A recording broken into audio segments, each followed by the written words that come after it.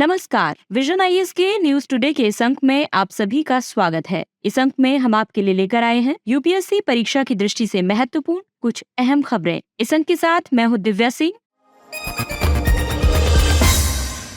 आइए सबसे पहले बात करते हैं इस अंक की हेडलाइंस के बारे में। केंद्रीय उपभोक्ता संरक्षण प्राधिकरण ने डार्क पैटर्न की रोकथाम और विनियमन के लिए दिशा निर्देश 2023 अधिसूचित किए। इंटरनेशनल मीथेन एमिशन ऑब्जर्वेटरी ने NI ऑन मीथेन शीर्षक से 2023 के लिए रिपोर्ट जारी की। भारत को फिर से 2 साल के लिए अंतर्राष्ट्रीय समुद्री संगठन परिषद का सदस्य चुना गया। केंद्रीय जल शक्ति मंत्री ने देश भर के लिए डायनेमिक भूजल संसाधन आकलन रिपोर्ट 2023 जारी की। COP28 के अवसर पर 118 देशों ने वैश्विक नवीकरणीय एवं ऊर्जा दक्षता संकल्प पर हस्ताक्षर किए और COP28 UAE जलवायु एवं स्वास्थ्य घोषणा पत्र जारी किया गया। और आइए बात करते हैं इस अंक की पहली खबर के बारे में।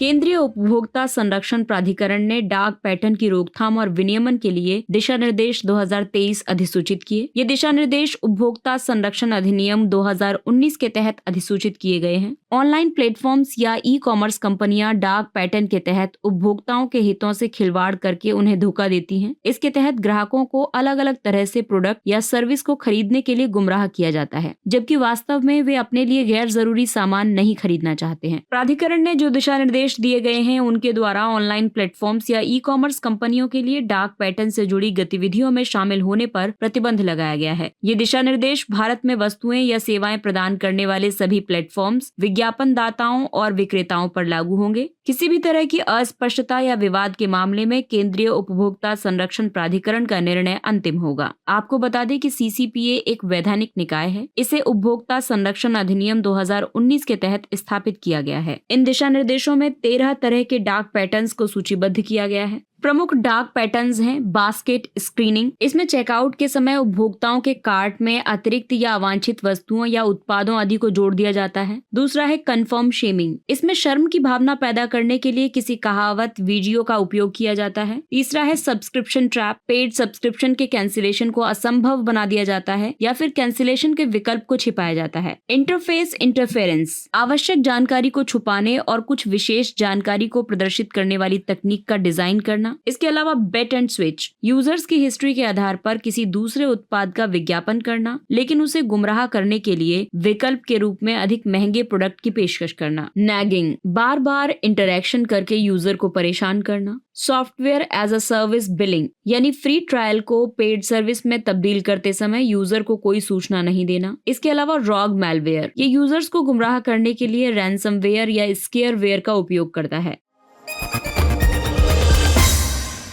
और आइए बात करते हैं अगले टॉपिक की। International methane emission observatory IMEO ने NI ऑन मीथेन शीर्षक से 2023 के लिए रिपोर्ट जारी की। इस रिपोर्ट के जरिए निर्णय निर्माताओं को मीथेन उत्सर्जन को ट्रैक करने और उसकी निगरानी करने के लिए कार्रवाई की एक रूपरेखा प्रदान की जाती है। इससे वे मीथेन के शमन के लिए टारगेटेड और महत्वाकांक्षी उपायों की योजना बनाने में सक्षम हो पाते हैं। रिपोर्ट के मुताबिक वैश्विक स्तर पर मानव जनित गतिविधियों से होने वाले मीथेन उत्सर्जन का मौजूदा ग्लोबल वार्मिंग में 30% योगदान है। मीथेन उत्सर्जन के लिए जिम्मेदार मानव जनित कुछ प्रमुख गतिविधियां हैं: ऊर्जा, कृषि और अपशिष्ट क्षेत्र। ऐसे में मीथेन उत्सर्जन को कम करने के लिए कई पहलें शुरू की गई हैं, जैसे कि वैश्विक मीथेन संकल्प। इसे 2021 में COP26 के दौरान शुरू किया गया था, जिसका उद्देश्य मीथेन उत्सर्जन को कम करने के लिए वैश्विक स्तर पर कार्रवाई को प्रोत्साहित करना है। हालांकि भारत इसका हस्ताक्षरकर्ता नहीं है। इसके अलावा वैश्विक मीथेन पहल शुरू की गई। ये मीथेन से ऊर्जा उत्पादन करने वाली परियोजनाओं का समर्थन करने के लिए सार्वजनिक निजी भागीदारी आधारित एक अंतर्राष्ट्रीय पहल है। मीथेन उत्सर्जन को कम करने के लिए भारत में कई उपाय किए गए हैं, जैसे कि राष्ट्रीय संधारणीय कृषि मिशन शुरू किया गया, इंडिया GHG प्रोग्राम शुरू किया गया। ये उद्योग के नेतृत्व वाला एक स्वैच्छिक फ्रेमवर्क है। इसके अलावा गोवर्धन योजना चलाई जा रही है। वहीं इंटरनेशनल मीथेन एमिशन ऑब्जर्वेटरी की बात करें तो ये संयुक्त राष्ट्र पर्यावरण कार्यक्रम के तहत काम करती है। इसकी स्थापना 2021 में G20 लीडर्स समिट के दौरान की गई थी। ये methane alert and response system Mars oil and gas methane partnership 2.0 के जरिए उपग्रहों से डेटा एकत्र करती है। आपको बता दें कि मार्स को COP27 में शुरू किया गया था।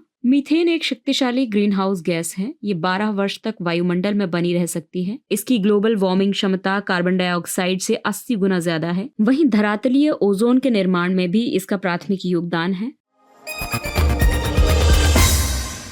और अगला टॉपिक ब्लू इकोनॉमी से संबंधित है। भारत को फिर से 2 साल के लिए अंतर्राष्ट्रीय समुद्री संगठन परिषद का सदस्य चुन लिया गया है। भारत आईएमओ की 40 सदस्यीय परिषद की श्रेणी बी में पुनर्निर्वाचित हुआ है। श्रेणी बी में अंतर्राष्ट्रीय समुद्री व्यापार से जुड़े सर्वाधिक हित वाले 10 देश शामिल हैं। आईएमओ को सौंपे गए काम हैं पोत परिवहन की रक्षा और सुरक्षा करना, पोतों से होने वाले समुद्री और वायुमंडलीय प्रदूषण की रोकथाम करना। पर्यावरण संरक्षण में आईएमओ की महत्वपूर्ण भूमिका है। इसके लिए मार्पोल कन्वेंशन लाया गया। मार्पोल कन्वेंशन सामान्य या आकस्मिक कारणों के चलते पोत या जहाजों से होने वाले समुद्री पर्यावरण प्रदूषण से निपटने में महत्वपूर्ण भूमिका निभाता है। इसके अलावा विशेष रूप से संवेदनशील समुद्री क्षेत्र, ये पारिस्थितिक, सामाजिक, आर्थिक या वैज्ञानिक कारणों से काफी महत्वपूर्ण क्षेत्र होते हैं। इसलिए आईएमओ ने इन क्षेत्रों को अतिरिक्त सुरक्षा प्रदान करना तय किया है। लंदन कन्वेंशन का कार्यान्वयन आईएमओ की देखरेख में होता है। ये कन्वेंशन केवल जहाजों से समुद्र में होने वाले प्रदूषण को कवर नहीं करता, बल्कि ये समुद्र में अपशिष्ट की डंपिंग, कार्बन कैप्चर और स्टोरेज जैसी समस्याओं से भी निपटता है।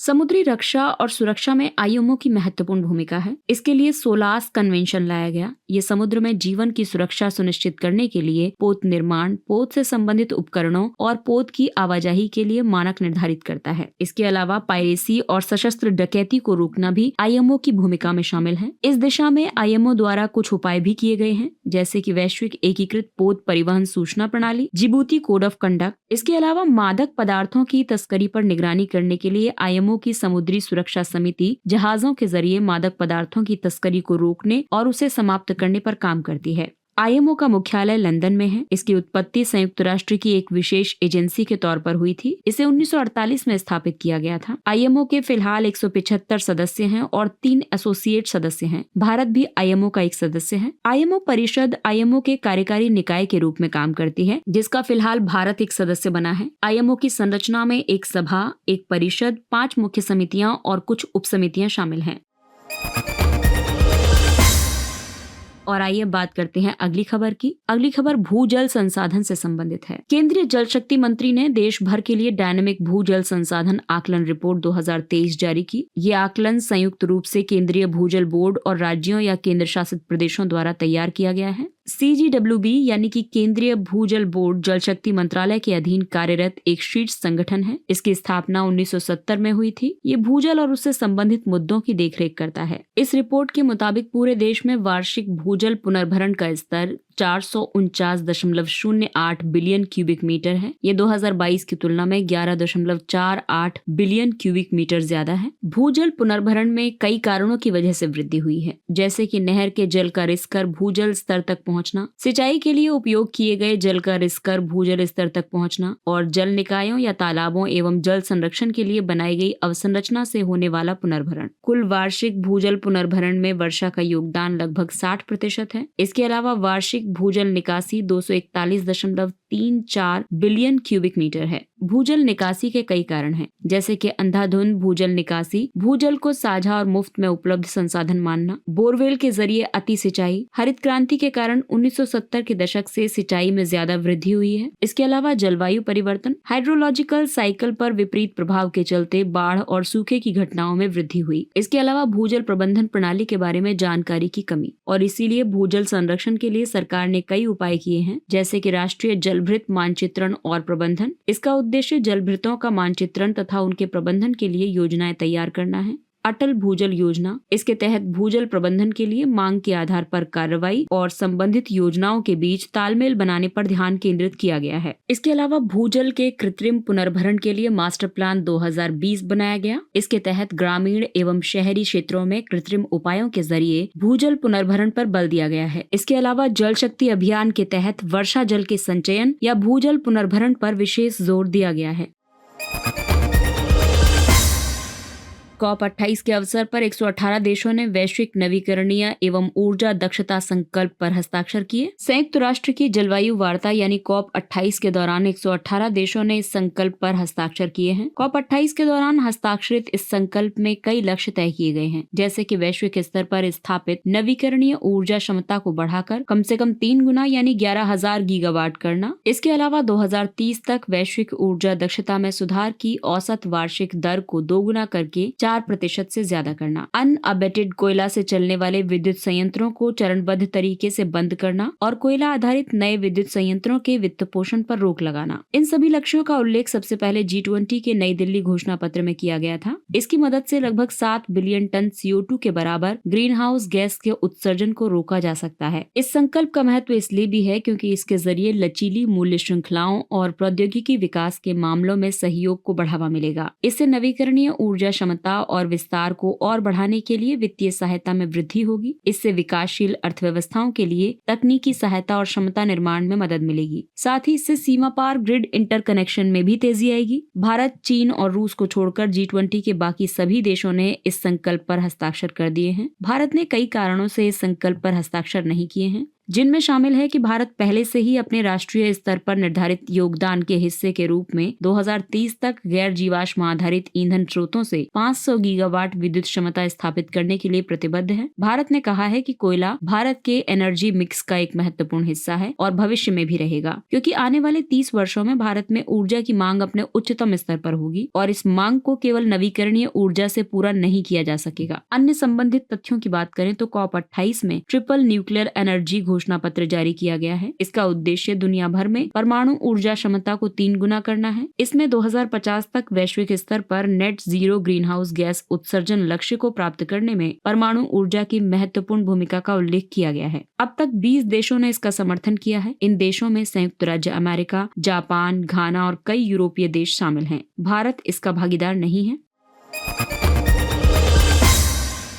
COP28 UAE जलवायु एवं स्वास्थ्य घोषणा पत्र जारी किया गया। इस घोषणा पत्र को संयुक्त अरब अमीरात ने विश्व स्वास्थ्य संगठन की साझेदारी में जारी किया है। ये घोषणा पत्र UNFCCC के कॉन्फ्रेंस ऑफ पार्टीज द्वारा पहली बार आयोजित स्वास्थ्य दिवस के अवसर पर जारी किया गया। COP28 स्वास्थ्य दिवस 3 दिसंबर को आयोजित किया गया था। घोषणा पत्र के मुताबिक इसका उद्देश्य स्वास्थ्य को जलवायु परिवर्तन संबंधी कार्रवाइयों के केंद्र में रखना है एवं जलवायु अनुकूल, संधारणीय और समान पहुंच वाली स्वास्थ्य प्रणालियों के विकास में तेजी लाना है। इसका एक अन्य उद्देश्य वन हेल्थ अप्रोच को बढ़ावा देना भी है। ये अप्रोच मनुष्यों, जीव जंतुओं, वनस्पतियों और उनके साझा पर्यावरण के बीच अंतर संबंधों को स्वीकार करता है और उसी के अनुरूप उपाय करने पर बल देता है। इसमें हस्ताक्षरकर्ता के मुताबिक इस घोषणा पत्र पर संयुक्त राज्य अमेरिका, ब्रिटेन और ब्राजील सहित 120 से अधिक देशों ने हस्ताक्षर किए हैं। भारत ने अभी तक इस घोषणा पत्र पर हस्ताक्षर नहीं किए हैं। स्वास्थ्य और जलवायु पर एक अलग घोषणा पत्र की आवश्यकता क्यों पड़ी? प्रदूषण जनित बीमारियों में वृद्धि। लैंसेट की रिपोर्ट के मुताबिक प्रदूषण जनित बीमारियों के कारण प्रतिवर्ष लगभग 9 मिलियन लोगों की मौत हो जाती है। चरम मौसमी घटनाओं का प्रभाव पड़ता है। इसकी वजह से विश्व में लगभग 189 मिलियन लोग प्रतिवर्ष चक्रवाती तूफान जैसी चरम मौसमी घटनाओं से प्रभावित होते हैं। इसके अलावा निम्न आय वाले देश खराब अवसंरचना जैसी कई समस्याओं का सामना कर रहे हैं। ऐसे में उन पर पर्यावरणीय आपदाओं से प्रभावित होने का खतरा ज्यादा है। इस घोषणा पत्र को अमल में लाने के लिए जलवायु एवं स्वास्थ्य समाधानों के वित्त पोषण के लिए COP28 मार्गदर्शक सिद्धांत भी जारी किए गए हैं। इसके अलावा एशियाई विकास बैंक ने स्वास्थ्य संबंधी प्रतिबद्धता में सहयोग करने के लिए एक नई जलवायु एवं स्वास्थ्य पहल शुरू करने की भी घोषणा की है। जलवायु परिवर्तन से जुड़े स्वास्थ्य संबंधी जोखिमों को कम करने के लिए भारत ने भी कई कदम उठाए हैं, जैसे कि जलवायु परिवर्तन और मानव स्वास्थ्य पर राष्ट्रीय कार्य योजना जारी की गई। पर्यावरण से संबंधित आपदाओं पर पूर्व चेतावनी जारी करने के लिए एक प्रणाली विकसित की गई। पर्यावरण और मानव स्वास्थ्य की निगरानी के लिए एक प्रणाली का विकास किया गया है।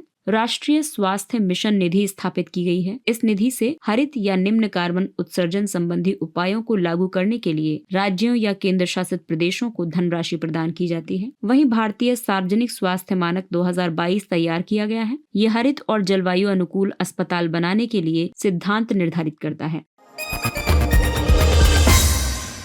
और आइए बात करते हैं कुछ अन्य महत्वपूर्ण सुर्खियों पर। ऑकस ऑकस समूह ने deep space advance radar capability DARC को संयुक्त रूप से संचालित करने के लिए एक समझौते पर हस्ताक्षर किए हैं। ऑकस समूह में ऑस्ट्रेलिया, यूनाइटेड किंगडम और संयुक्त राज्य अमेरिका शामिल है। DARC समूह अंतरिक्ष से संबंधित जागरूकता में वृद्धि करेगा। ऑकस त्रिपक्षीय सुरक्षा साझेदारी है। इसे 2021 में गठित किया गया था। इसका उद्देश्य एक दूसरे के सुरक्षा और रक्षा हितों का समर्थन करने के लिए सदस्य देशों की क्षमता को मजबूत करना है, जैसे कि ऑस्ट्रेलिया को परमाणु पनडुब्बी प्रदान करना। ऑकस के भागीदार देश प्रतिबद्ध होंगे सूचना एवं प्रौद्योगिकी साझाकरण को बढ़ावा देने के लिए, रक्षा से संबंधित इंडस्ट्रियल बेस और आपूर्ति श्रृंखलाओं के एकीकरण को बढ़ावा देने के लिए।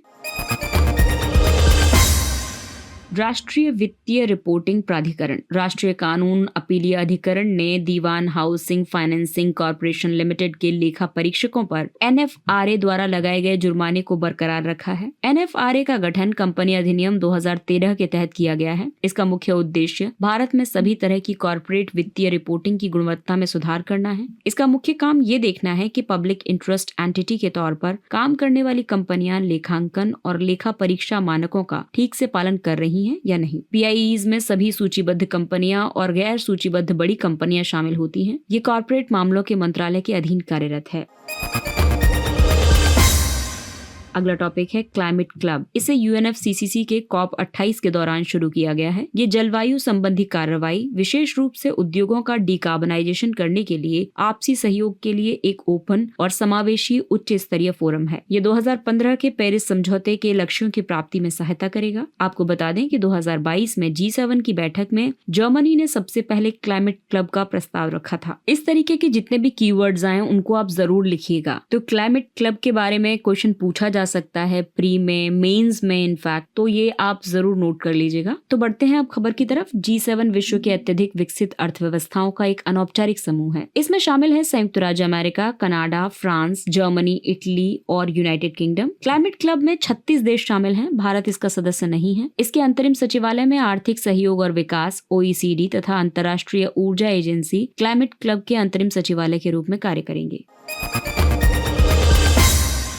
WHO की वार्षिक मलेरिया रिपोर्ट 2022 में वैश्विक स्तर पर मलेरिया के लगभग 249 मिलियन मामले दर्ज किए गए थे। WHO के अनुसार दक्षिण पूर्व एशिया क्षेत्र में मलेरिया के 66% मामले केवल भारत में दर्ज किए गए। भारत में 2021 की तुलना में 2022 में मलेरिया के मामलों में 30% एवं इससे जुड़ी मौतों के मामले में 34% की गिरावट देखी गई। इस रिपोर्ट में मलेरिया को खत्म करने के लिए WHO द्वारा स्वीकृत कुछ टीकों की शुरुआत को महत्वपूर्ण उपलब्धि बताया गया है। इस तरह के टीकों में शामिल है RTS, S/AS01 और R21 या मैट्रिक्स M। मलेरिया प्लाज्मोडियम परजीवियों के कारण होता है। ये मादा एनाफिलीज मच्छरों के काटने से फैलता है। अगला टॉपिक है WHO global clinical trial forum. हाल ही में WHO global clinical trial forum की पहली बैठक आयोजित हुई। इस बैठक में सस्टेनेबल क्लिनिकल रिसर्च इंफ्रास्ट्रक्चर तैयार करने के लिए एक वैश्विक दृष्टिकोण का समर्थन किया गया। फोरम का उद्देश्य है क्लिनिकल रिसर्च क्षमताओं को मजबूत करने पर एक संयुक्त दृष्टिकोण विकसित करना, क्लिनिकल रिसर्च क्षमताओं के संबंध में अपडेटेड जानकारी प्रदान करना, क्लिनिकल ट्रायल के संपूर्ण इकोसिस्टम को मजबूत करने के लिए आवश्यक उपाय सुझाना। इसमें समन्वय में सुधार करना, मंजूरी प्रक्रिया, नैतिक समीक्षा एवं विनियामकीय व्यवस्था को सुव्यवस्थित करना, बच्चों एवं गर्भवती महिलाओं के मामले में क्लिनिकल ट्रायल के समक्ष आने वाली बाधाओं का समाधान करना और क्लिनिकल ट्रायल्स को पूरा करने में डिजिटल तथा सूचना प्रौद्योगिकियों का इस्तेमाल करना। अगला टॉपिक है क्राइम इन इंडिया 2022 रिपोर्ट। ये रिपोर्ट राष्ट्रीय अपराध रिकॉर्ड ब्यूरो द्वारा जारी की गई। NCRB का गठन 1986 में किया गया था। ये गृह मंत्रालय के अधीन कार्य करता है। NCRB की रिपोर्ट के मुताबिक प्रति 1 लाख आबादी पर दर्ज होने वाले अपराधों की संख्या में कमी आई है। ये 2021 में 445.9 था, जो घटकर 2022 में 422.2 पर आ गया है। महिलाओं के खिलाफ दर्ज होने वाले अपराध के अधिकांश मामले पति या रिश्तेदारों द्वारा क्रूरता के हैं। निम्नलिखित प्रमुख अपराधों की दर में 2021 की तुलना में बढ़ोतरी हुई है। आर्थिक अपराध में 11.1% की वृद्धि, साइबर अपराध में 24.4% की वृद्धि, मानव तस्करी के मामले में 2.8% की वृद्धि और अनुसूचित जातियों के खिलाफ होने वाले अपराध में 13.1% की वृद्धि। अगला टॉपिक है solar wind ion spectrometer. Swiss उपकरण ने अपना काम करना शुरू कर दिया है। यह Aditya solar wind particle experiment payload के 2 उपकरणों में से एक है। स्विस 100 ईवी से 20 केईवी तक ऊर्जा मुक्त आयनों को मापता है। एस्पेक्स यानी कि Aditya solar wind particle experiment का प्राथमिक उद्देश्य सोलर विंड पार्टिकल को गति देने और उसे ऊर्जा युक्त करने के पीछे की सौर तथा अंतर्ग्रहीय प्रक्रियाओं को समझना है। एस्पेक्स सोलर विंड या सौर पवन के निम्न एवं उच्च ऊर्जा युक्त पार्टिकल्स को मापता है। आदित्य L1 के बारे में अगर हम बात करें तो ये सूर्य का अध्ययन करने वाला अंतरिक्ष में स्थापित पहली भारतीय वेधशाला है। जैव प्रौद्योगिकी अनुसंधान एवं नवाचार परिषद, शॉर्ट फॉर्म में हम इसे ब्रिक कहेंगे। ये ब्रिक्स वाला ब्रिक नहीं है, ध्यान में रखिएगा इसको। हाल ही में केंद्रीय विज्ञान और प्रौद्योगिकी राज्य मंत्री ने ब्रिक सोसाइटी की सबसे पहली बैठक को संबोधित किया। जैव प्रौद्योगिकी विभाग के 14 स्वायत्त संस्थानों को मिलाकर ब्रिक नाम की एक शीर्ष और स्वायत्त सोसाइटी का गठन किया गया है। इसका मुख्य लक्ष्य केंद्रीकृत एवं एकीकृत गवर्नेंस के जरिए देश भर में होने वाले बायोटेक अनुसंधान के प्रभाव को और बेहतर करना है।